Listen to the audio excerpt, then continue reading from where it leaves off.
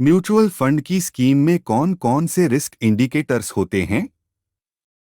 अपनी मेहनत की कमाई को सही म्यूचुअल फंड स्कीम में निवेश करने से पहले आपको अच्छी तरह से जांच करनी चाहिए। जबकि निवेशक अक्सर स्कीम की कैटेगरी और सबसे अच्छा परफॉर्म करने वाली स्कीम में से चुनते हैं, वे इन स्कीमों के रिस्क इंडिकेटर्स को नज़रअंदाज कर देते हैं। जब आप स्कीमों की तुलना कर रहे हैं, तो उनके जोखिमों की तुलना करना ना भूलें। हालांकि हर स्कीम की फैक्टशीट में स्टैंडर्ड डिविएशन, बीटा और शार्प रेशियो जैसे कई रिस्क इंडिकेटर्स दिए जाते हैं, मगर देखा जाए तो प्रोडक्ट लेबल सबसे बेसिक चीज है। लेबल में दिया गया रिस्कोमीटर उस फंड के रिस्क के लेवल को दर्शाता है। यह रिस्कोमीटर एसईबीआई की ओर से एक अनिवार्य आवश्यकता है और फंड से जुड़े अंतर्निहित मुख्य जोखिम को दर्शाता है। निवेशक के पोर्टफोलियो में जोखिम के स्तर के आधार पर कम कम से मध्यम मध्यम मध्यम अधिक अधिक और बहुत अधिक तक जोखिम के 6 स्तरों को म्यूचुअल फंड्स की विभिन्न श्रेणियों के साथ जोड़ा गया है।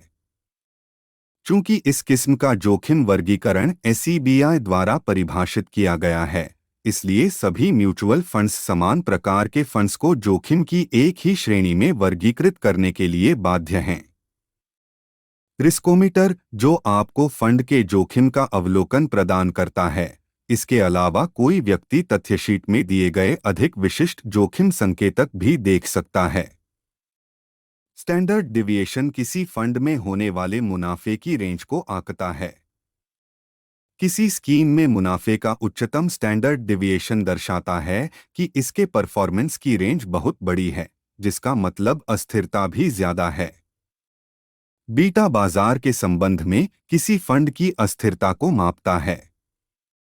बीटा का मतलब है कि स्कीम बाजार से ज्यादा उतार चढ़ाव वाली होगी और बीटा का मतलब है कि वह बाजार से कम उतार चढ़ाव वाली होगी।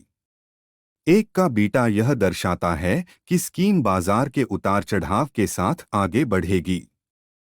बीटा मतलब यह स्कीम बाजार से ज्यादा अस्थिर होगी और बीटा का मतलब है कि यह बाजार से कम अस्थिर होगी। बीटा ऑफ 1 का मतलब है कि स्कीम बाजार की अस्थिरता के साथ साथ चलेगी।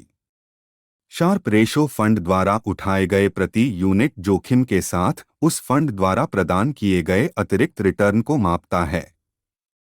यह जोखिम समायोजित रिटर्न का अच्छा संकेतक है। अगली बार जब आप इस बारे में रिसर्च करें कि किस स्कीम में निवेश करना है, तो उपरोक्त जोखिम मापदंडों पर उसका मूल्यांकन करना न भूलें।